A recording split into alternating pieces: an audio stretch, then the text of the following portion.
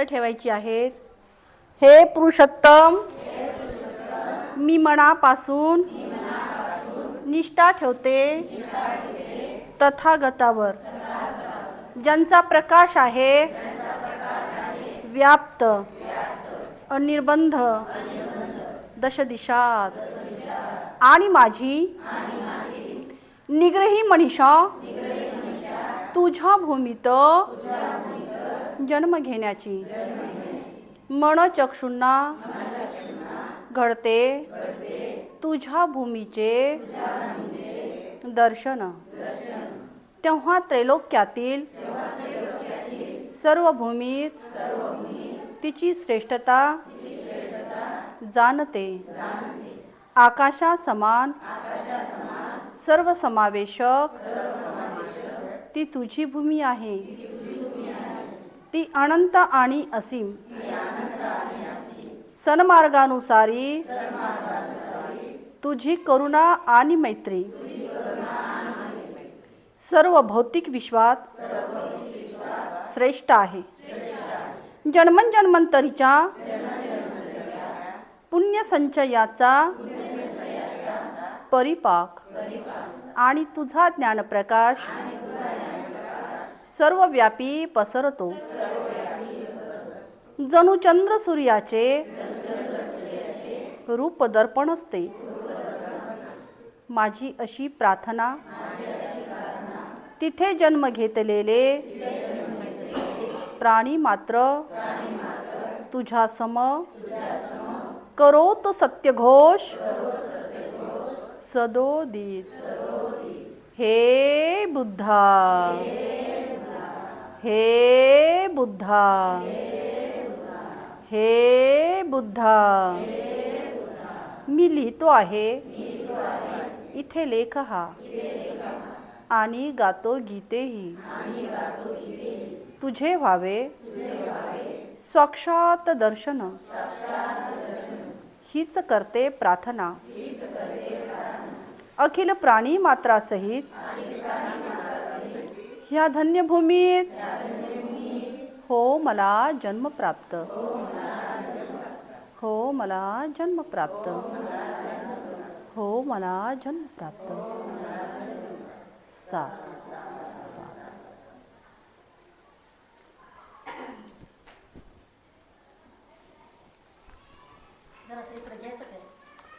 आणि त्यांचा धम्म या ग्रंथ पठणाचा आज 23वे पुष्प आहे. आपण या अगोदरच्या भागामध्ये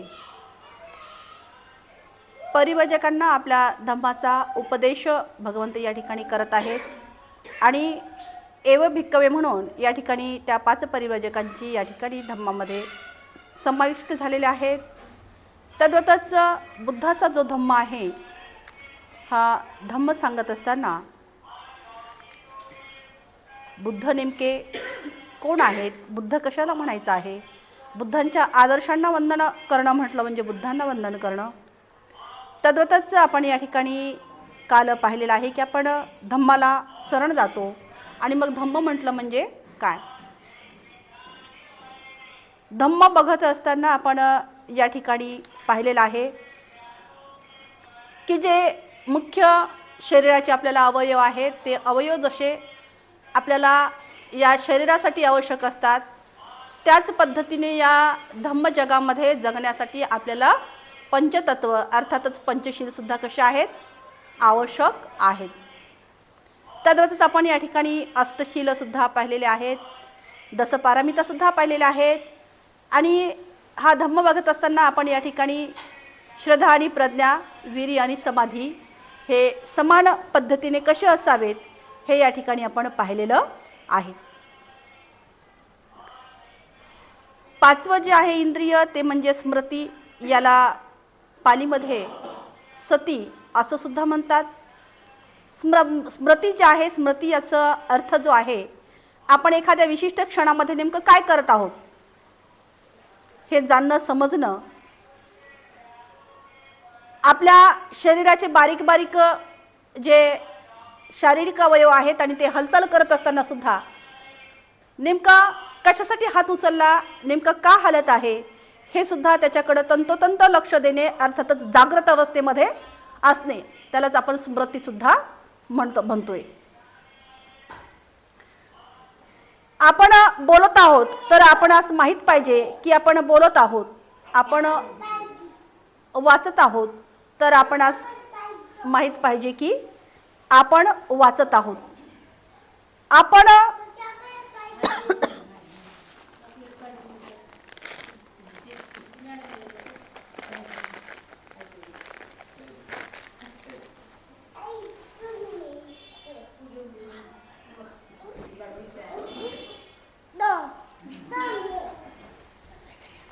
आपण जर वाचत असू तर आपल्याला तेही माहीत पाहिजे की आपण वाचत आहोत.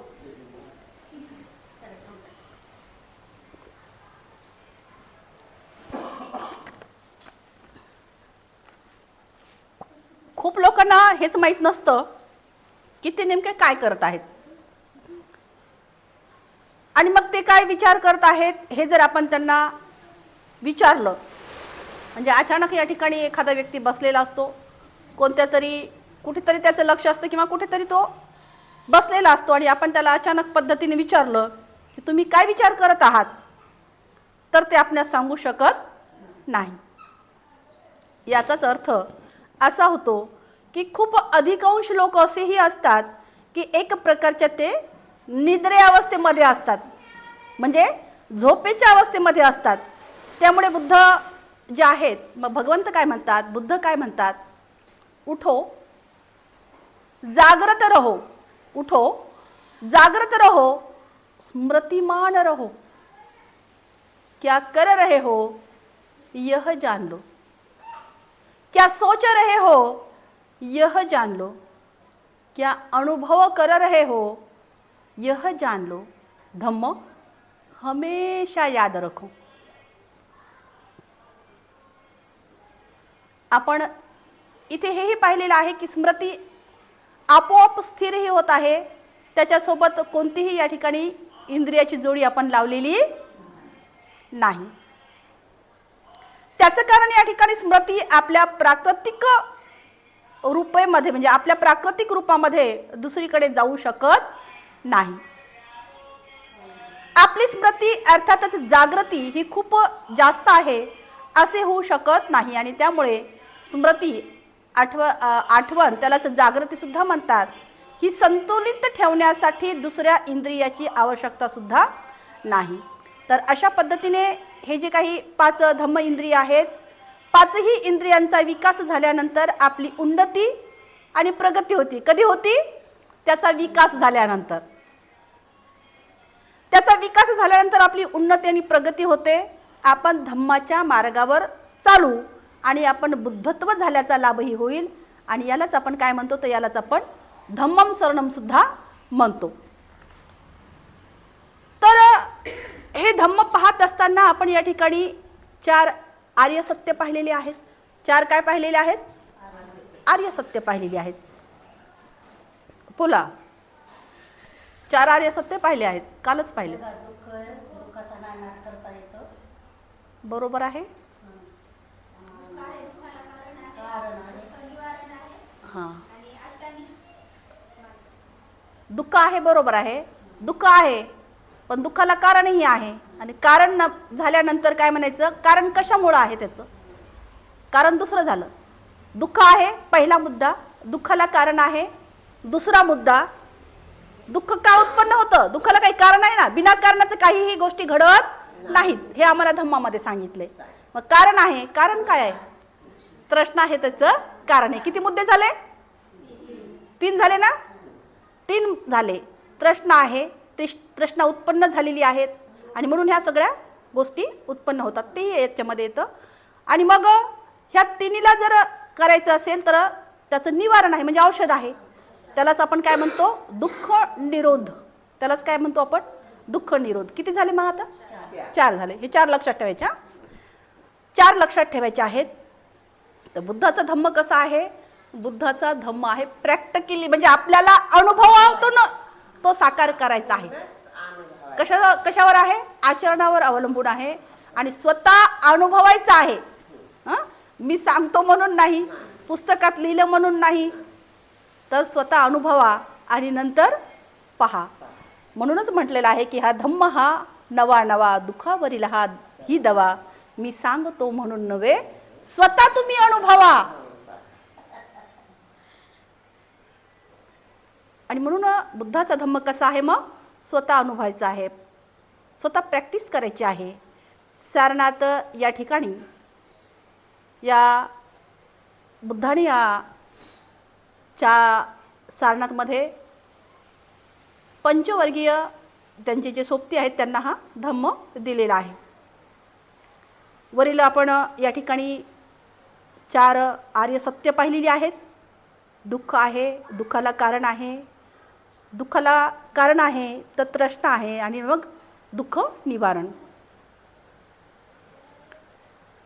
मग दुःख निवारण जे आहे, तर दुःख निवारणासाठी या ठिकाणी बुद्धांनी मार्ग सांगितलेली आहेत. दुःख निवारण्यासाठी बुद्धांनी मार्ग सांगितलेली आहेत. काय मार्ग सांगितलेली आहेत? बोला. मार्ग सांगितलेली आहेत अष्टांगिक मार्ग. शील तर झालेच ते 5. आता हे आपण आर्य सत्य पाहिलेली आहेत 4. याच्या आधी पण पाहिले, कालच्याही भागात पाहिले. आर्य अष्टांगिक मार्ग सांगितलेली आहेत. तर आर्य अष्टांगिक मार्गामध्ये शील, समाधी आणि प्रज्ञा किती झाले? 3. शील, समाधी आणि प्रज्ञा. आता पहिला मुद्दा घेणार आहोत आपण शील. पहिला मुद्दा काय घेणार आहोत? शील. या शीलामध्ये सुद्धा 3 अंग आहेत. किती अंग आहेत? 3 अंग आहेत. ते म्हटलं म्हणजे सम्यक कर्म, सम्यक आजीविका आणि सम्यक वाणी. काय आहे? सम्यक वाणी. हे आपण स्पष्टीकरण दिलेलं आहे, सगळं सांगितलेलं आहे. सम्यक वाणी, सम्यक कर्म आणि सम्यक आजीविका. कशाचे आहेत हे 3 अंग? शील याचे हे 3 अंग आहेत. सम्यक वाणी, सम्यक कर्म आणि सम्यक आजीविका. आता समाधी जे आहे, समाधीचे सुद्धा 3 अंग आहेत. समाधीचे सुद्धा काय आहेत? 3 अंग आहे. आपल्याला बेरीज करायची बरं का. समाधीचे सुद्धा 3 अंग आहेत. यामध्ये सम्यक प्रयास म्हणजे प्रयत्न करायचे आहेत. सम्यक प्रयास, सम्यक म्हटलं की चांगलं, हे लक्षात ठेवायचं. सम्यक प्रयास अर्थातच प्रयत्न. तदनंतर सम्यक स्मृती आणि सम्यक ध्यान. सम्यक ध्यान किंवा सम्यक साधना किंवा सम्यक ध्यान, हे 3 आहेत. तदतच या ठिकाणी जी तिसरा पॉईंट होता प्रज्ञा. 3 सांगितले ना मी, शील, समाधी आणि प्रज्ञा. आता तिसरा पॉईंट आहे प्रज्ञा. या प्रज्ञेचे 2 अंग आहेत. प्रज्ञेचे किती अंग आहेत? 2 अंग आहेत. पहिला आहे सम्यक संकल्प, दुसरा आहे सम्यक दृष्टी. सम्यक संकल्प, संकल्प कसा करायचा ते पण आपलं झालेलं आहे. सम्यक संकल्प आणि सम्यक दृष्टी किती झाले? 2 झाले ना.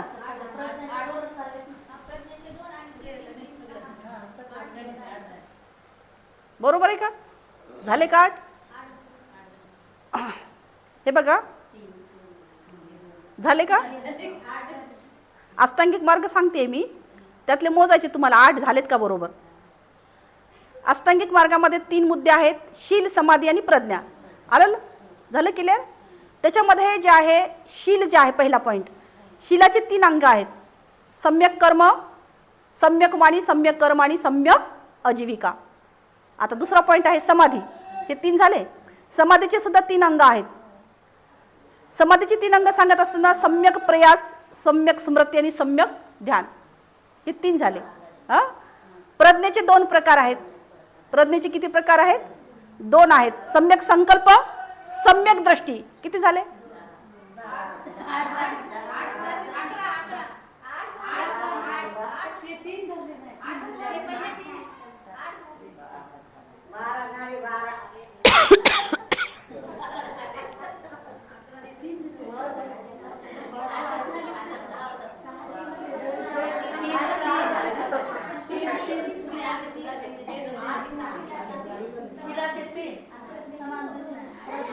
आता झाले हे तीन करायचे ना. आता इथे बोर्ड नाही, नाही तर लिहून दाखवला असतं.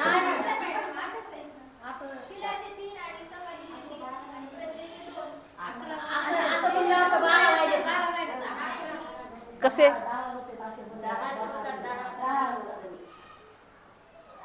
हे बघा, आता लास्ट सांगते हा.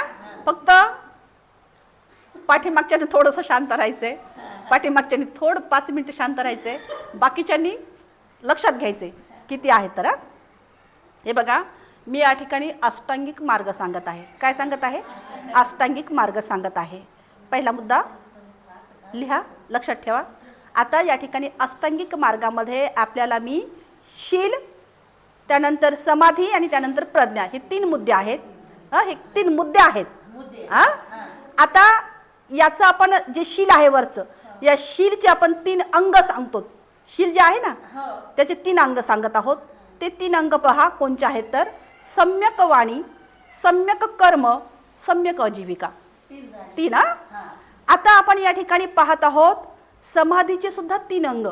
जो दुसरा पॉइंट आहे, समाधीचे सुद्धा 3 अंग पाहत आहोत. पहिले 3 पाहिले, आता 3 पाहत आहोत. ते म्हटलं म्हणजे सम्यक प्रयास अर्थातच प्रयत्न, सम्यक स्मृती आणि सम्यक ध्यान. हे 3 झाले. आता तिसरा पॉइंट आहे प्रज्ञा. प्रज्ञाचे आपण 2 अंग पाहत आहोत. ते म्हणजे सम्यक संकल्प, सम्यक दृष्टी. बोला मग आता कोण म्हटलं? कोणी 10 म्हणतं, कोणी 12 म्हणतं.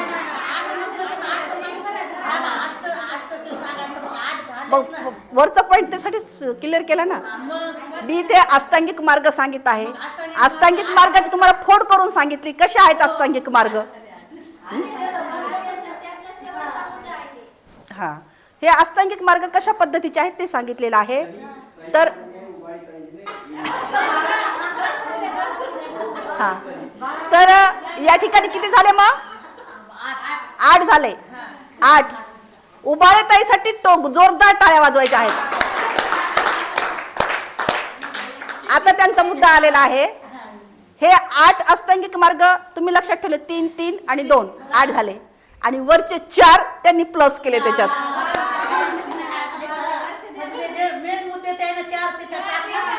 वरचे 4 जे आहेत, वरचे 4 यामध्ये काय केलेले आहेत त्यांनी?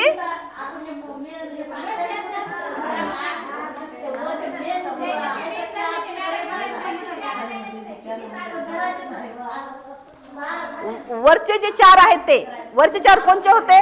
दुःख, दुःखाचं कारण, कारण काय आहे तर तृष्णा, आणि चौथा होतं दुःखाचं निवारण. हे 4 आणि हे 8 किती झाले होते? किती झालेले आहेत? हे 8 जे आहेत अष्टांगिक मार्ग, अष्टांगिक मार्ग जे आहेत 8 आहेत. वरचे 4 जे आहेत ते आर्य सत्य असे मिळून या ठिकाणी किती झाले मग? 12 झालेले आहेत. या संसारामध्ये अविद्या आहे. अविद्यामुळे जे काही हे संस्कार घडतात ना, वेगवेगळे संस्कार आहेत. हे आपण ज्या या ठिकाणी चालतो ते कशा आहेत? हे सगळे आपण संस्कार पाडित आहोत. म्हणजे कशामुळे? तर ह्या अविद्येमुळे हे 12 आपल्याला काही डोक्यातच बसत नाही किंवा येतच नाहीत किंवा त्याचं आचरणच करत नाहीत. त्याच्यामुळे ही अविद्या आहे. आलं लक्षात? या संसारामध्ये अविद्या आहे आणि या अविद्येमुळे हे सगळं काही संस्कार घडत आहेत. अर्थातच चित्त, विज्ञान ह्या बाबी. त्याच पद्धतीमध्ये बुद्धाने या ठिकाणी 12 कड्या ज्या आहेत या संसार जाळे या ठिकाणी सांगितलेली आहे. जसं उबाळे ताईनं या ठिकाणी उत्तर दिलं. हे काय आहे? 12 कड्याचं संसार जाळं या ठिकाणी सांगितलेलं आहे. हे 12 कड्या आता या ठिकाणी तुम्हाला सांगितलं ना, वरच्या 4 आणि ह्या 8 किती झाल्या? ह्या 12 कड्याचं हे काय आहे तर संसाराचं जाळं आहे. हे जाळं या ठिकाणी सांगितलेलं आहे. तेव्हा हे 12 आणि प्लस 12 कड्या ज्या या ठिकाणी 12 आणि 12 किती झाल्या? 24 झालेल्या आहेत. आणि या 24 कड्याचे धम्मचक्र परिवर्तन जे आहे या ठिकाणी सारनाथ येथे केलेलं आहे. चक्र माहिती आहे ना? 12 आणि 12 24 ज्या कड्या आहेत या 24 कड्यांचं या ठिकाणी काय आहे? हे धम्मचक्र प्रवर्तन या ठिकाणी बुद्धाने कुठे केलं होतं? सारनाथ येथे केलेलं होतं. अर्थातच याला आपण धम्मचक्र धम्मचक्र प्रवर्तन दिन सुद्धा म्हणतो किंवा धम्मचक्र प्रवर्तन म्हणतो. तर असा हा काय आहे मग धम्म आहे. काय आहे हा साधा सोपा धम्म आहे का? असा हा काय आहे धम्म. असं ह्या धम्माला आपल्याला शरण जायला सांगितलेलं आहे. रोजही जातो आपण धम्माला शरण जातो ना. बिना अर्थाचं बिनायाचं अर्थ करावं लागेल. हे अशा पद्धतीने आपल्याला धम्माला शरण जायचं सांगितले. तिसरा मुद्दा आहे, बोला तिसरा कोणता होता? कशाला शरण जातो? दोन झाले ना क्लिअर. बुद्धाला शरण गेलेलो आहोत, धम्म क्लिअर झाले आपल्याला. आता संघाला शरण जायचे. तिसरा आणि शेवटचं जे आहे ते संघम शरणम. काही लोक या ठिकाणी विचार करतात की संघ जो आहे याचा अर्थ केवळ भिक्खूंचा संघ आहे असाही विचार करतात, काहींचा असाही विचार आहे. परंतु संघ म्हणजे जे बुद्ध धम्म संघ यांना शरण जातात, संघ म्हणजे काय आहे? बुद्ध धम्म संघ यांना जे शरण जातात तोही संघ आहे. आपण या ठिकाणी या ज्या उपासिका सगळ्या बसलेल्या आहेत, आमच्या महाप्रजापती महिला मंडळाच्या सगळ्याच उपासिका या ठिकाणी बसलेल्या आहेत. हे पण काय आहे? एक प्रकारचा संघच आहे. आणि हा जो संघ आहे, हा संघ जो त्या संघाला शरण जातात, व्यावहारिक दृष्टिकोनातून पाहिलं तर याचा अर्थ संघ शरणम, याचा अर्थ आम्ही एक दुसऱ्याची मदत करतो. व्यावहारिक दृष्टिकोनातून जर आपण पाहिलं तर संघ याचा अर्थ काय आहे? तर आपण एकमेकाची मदत करतो की नाही, एक दुसऱ्याची मदत करत असतो. कारण आम्ही काय आहोत? कशामुळे आपण मदत करतो एकमेकाची? तर आपण कारण बौद्ध आहोत. बौद्ध धर्मामध्ये काय सांगितलेलं आहे? एका मानवाने दुसऱ्या मानवाची तर या ठिकाणी आपण बौद्ध आहोत. आम्ही सर्व काय आहोत? मग भाऊ आणि बहिणी आहोत. मग आपण जो संघ आहे एकमेकाचे भाऊ बंधही आहोत ना. आपण हे आहोत की नाही? एका कॉलनीमध्ये राहतो, हे आपण एकमेकाचे बहीण भाऊ आहेत. दुसरं येतं का आपल्या सुखदुःखाला धावून? हेच आपला गोतवळा येतो पटकन धावून, है ना. तर हे काय आहेत? मग एकमेकाचे बंधू आणि भाऊ आहेत. अर्थातच बुद्ध हमारे पिता है. बुद्ध काय आहेत? आमच्या पित्यावानी आहेत. बुद्ध काय आहेत? मग हमारे पिता है, अर्थातच वडिलाप्रमाणे आहेत. आणि धम्म जे आहे, हा धम्म हमारी माता है. धम्म काय आहे? मग धम्म हमारी माता आहे, ही आईप्रमाणे आहे. धम्म काय आहे? आम्हाला या जगामध्ये कसं राहायचं, कसं वागायचं, कसं बोलायचं, कसं शिकायचं, ह्या सगळ्या गोष्टी आमची आई शिकवते. आई शिकवते ना, आई संस्कार देते, आई सगळ्या गोष्टी पाहते. बाई नीट राहा, व्यवस्थित राहा, अशा पद्धतीने जा, है ना. जर 4 माणसं आले तर डोक्यावरून पदर घे. ते पदर तुझं हे काही दिसत असेल तर लगेच ते झाकण्याचा प्रयत्न करते. ह्या सगळ्या गोष्टी कोण पाहते? आई पाहते. अर्थातच धम्म हमारी माता है, अर्थातच आईप्रमाणे आहे. आणि आम्ही स्वतः काय आहोत? मग आम्ही स्वतः काय आहोत? हे सगळे जे आहेत हे आपण त्यांचे मुलं मुली आहोत किंवा आपण त्यांचे उपासक उपासिका आहेत. जो लोक धम्माच्या बाबतीत अधिक माहिती असणारे आहेत, ते आपल्या ज्यांना काही अधिकची माहिती आहे धम्मामध्ये म्हणा किंवा आणखी काही गोष्टीमध्ये अधिकची माहिती आहे, ते आपल्या वडील बहिणीप्रमाणे, वडील भावाप्रमाणे आहेत. अर्थातच ज्यांना या धम्माची अधिक माहिती आहे असणारे आहेत, ते आमच्या वडील किंवा मोठ्या भाऊ आणि बहिणी समान आहेत. आम्ही त्यांच्यापासून काही शिकत असतो. आपण जर स्वतः धम्माबद्दल जाणकारी असेल, म्हणजे आपल्याला सुद्धा धम्माबद्दल जाणकारी असेल, जसा आत्ताच या ठिकाणी विहारामध्ये आजच एक उपक्रम राबवलेला आहे का, तर धम्माबद्दल जाणकारी आहे, माहिती आहे. आणि त्यांच्यात त्या चक्षुगाड्याला तसं वाटलं की आपण सुद्धा या ठिकाणी प्रचार आणि प्रसार करावा, कारण आपल्याला काही ज्ञात आहे. आणि म्हणून या ठिकाणी धम्माबद्दल जाणकारी जाणत असू तर आमचं आद्य कर्तव्य आहे. काय कर्तव्य आहे? की आम्ही दुसऱ्यांना धम्माच्या बाबतीत सांगणे, शिकवणे. ज्यांना धम्माबद्दल माहिती नाही, आकलन नाही, याचा अर्थ संघम शरण आहे. जे बुद्ध धम्म संघ यांना शरण जातो तो बौद्ध मनुष्य आहे. तो भिक्खू असो अथवा उपासकही असो, काही यामध्ये फरक पडणार नाही. तो पुरुष असो किंवा स्त्री असो, यामध्ये सुद्धा फरक पडणार नाही. जवान असो जसे या ठिकाणी बालकं होती आपली आलेली, जवान असो किंवा म्हातारा असो, यामध्ये सुद्धा फरक पडणार नाही. शिकलेला असो किंवा अनाडी असो, म्हणजे सुशिक्षित असो किंवा अशिक्षित असो, यामध्ये सुद्धा काही फरक पडणार नाही. काही लोक या ठिकाणी असे विचार करतील, काही लोक यामध्ये असंही विचार करतील की आम्हाला काही पदच नाही, आम्हाला काही पद नाही, काही पदवी नाही.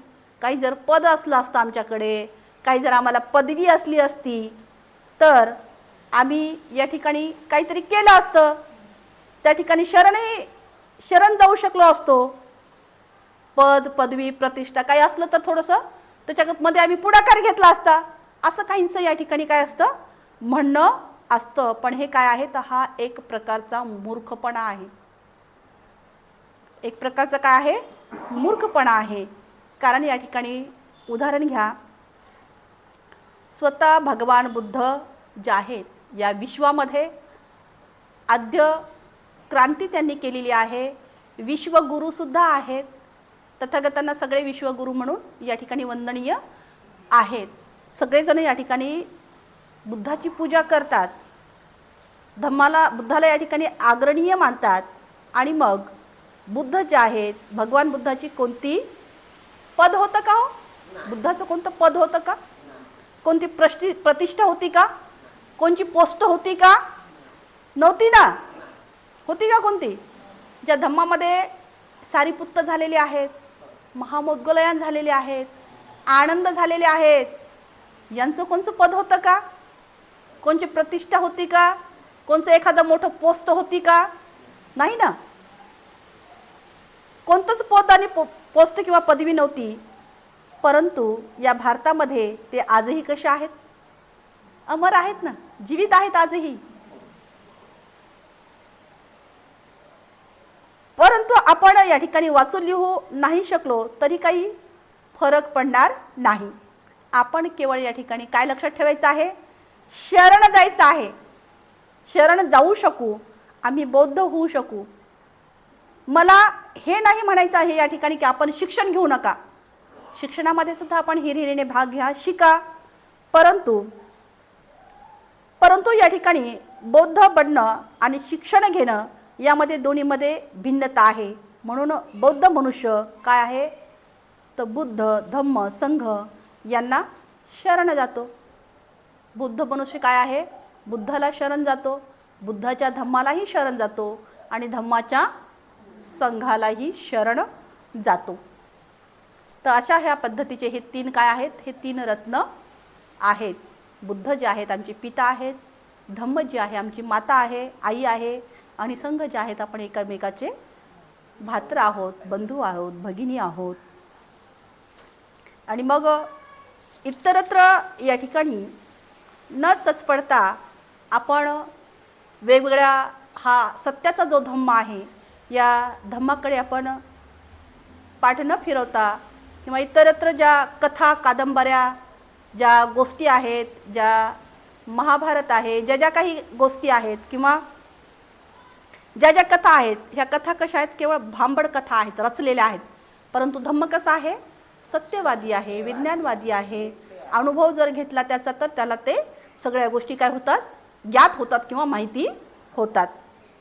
एका कथेतून आपण या ठिकाणी इतरत्र जी आहे माहिती घेऊया आणि या ठिकाणी आपण थांबू आणि पुढील लगेच आपल्याला 2 भाग इथे घ्यायचे आहेत. एक कथा या ठिकाणी मी सांगू इच्छिते, जी कथा आपल्याला लक्षपूर्वक ऐकायची आहे. छोटीशी गोष्ट आहे. एक गाव असतं,